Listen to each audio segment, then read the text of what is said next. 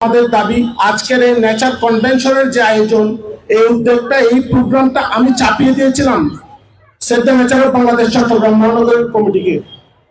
আজকের এই আয়োজনটা অন্যরকম হওয়ার কথা ছিল, কিন্তু আমরা বলছি পরিবেশ দিবসে আমরা পরিবেশের কথা, পরিবেশ নিয়ে যারা ভেবেছে গত 50 বছর 30 বছর এবং যারা কাজ করার সামর্থ্য রাখেন এবং যাদের জন্য এই কাজটা হবে সেই মানুষগুলোকে আমরা মুখোমুখি করে একটা স্টেজ এনে দিই, তারাই তাদের কথাগুলো বলুন।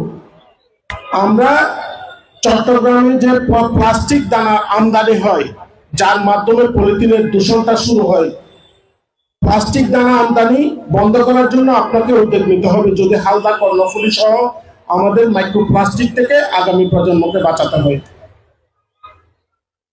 দ্বিতীয়ত হচ্ছে আপনার চট্টগ্রাম শহরে 1 থেকে 3টি বাজারকে আপনি অন্তত পলিথিন মুক্ত বাজার ঘোষণা করুন। যে বাজারে আমরা যাব অবশ্যই আমি সেখানে পরিবেশ বান্ধব শপিং ব্যাগটা কিনে আমি বাজার করব, অন্তত মডেল বাজার।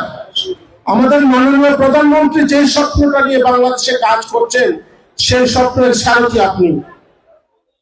আপনার হাত ধরে এই উদ্যোগ শুরু হোক সমগ্র বাংলাদেশে, প্রতিটা জেলায় প্রতিটা উপজেলায় অন্তত একটি বাজার যদি পলিথিন মুক্ত হয়, আমরা আগামী প্রজন্মের জন্য কিছুটা অন্তত যে করেছি সেই স্বাক্ষর রেখে যেতে পারবো। পাশাপাশি চট্টগ্রাম শহরের মধ্যে পুকুরের শহর ছিল এটি, কিন্তু চট্টগ্রাম শহরে ইতিমধ্যে অনেকগুলো জলাশয় ভরাট হয়ে গেছে। একটি শহরের জন্য, একটি এলাকার জন্য একটি পুকুর কতটা গুরুত্বপূর্ণ ভূমিকা পালন করে, জলাশয় জলাধার কেন রক্ষা করতে হয় সেই বিষয়টা আমি পরবর্তীতে আমার আলোচনায় বলবো।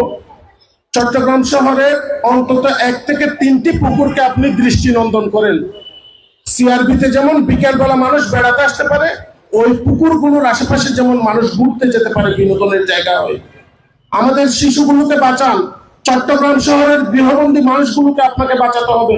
আপনি এই মুহূর্তে অভিভাবক, আপনার কাছে আমরা প্রস্তাব করব। চট্টগ্রামের মানুষ 10 টাকা থেকে 50 টাকা দিয়ে যে ফয়েজ লেকে যেতে পারত, ডাকাত দল গত 30 বছরের জন্য আগামী 30 বছরের চুক্তি করে ফয়েজ লেক দখল করে নিয়েছে।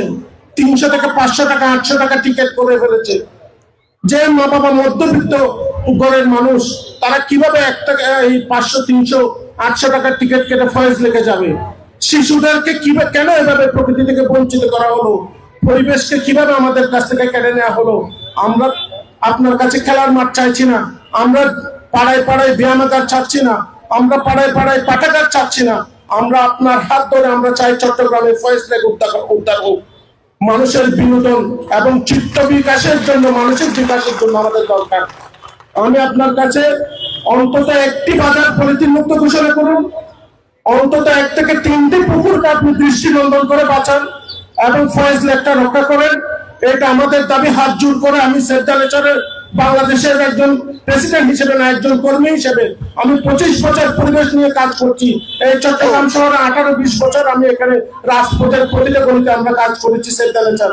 আপনার মাধ্যমে আমরা নতুন প্রজন্মের জন্য ইতিহাস রেখে যেতে চাই এবং সেই ইতিহাস আজকের এই নেচার কনভেনশনের এই যে শিরিষতলা থেকে সূচনা হোক। ধন্যবাদ সবাইকে।